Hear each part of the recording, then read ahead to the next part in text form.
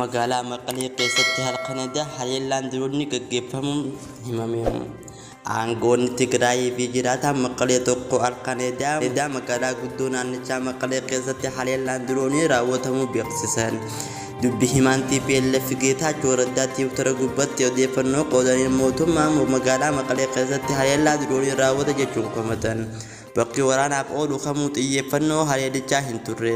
Hospitaalli Maqalee kanneen haleellaan kun irratti xiyyeeffatan keessaa isa tokko jedhan obbo Geetaachoon. Dirooniin haleellaa raawwate yoo xiqqaate boombiiwwan 3 darbachuus himan.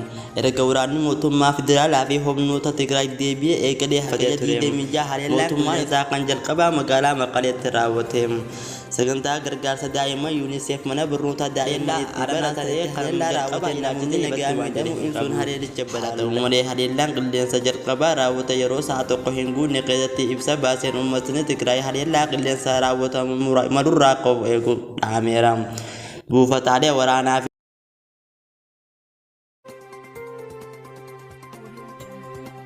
Oran irratti uummatni akka fagaatu akeekkachiise.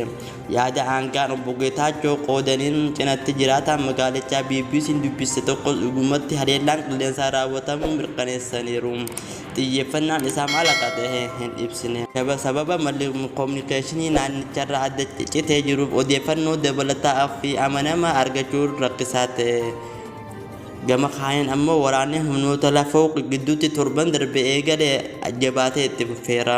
Waraanni kun uummata daangaa Amaaraa fi Affaar keessa jiran irratti dhiibbaa akka uumu dhaabbatni biyyoota gamtoomanii sodaa qabu ibseera.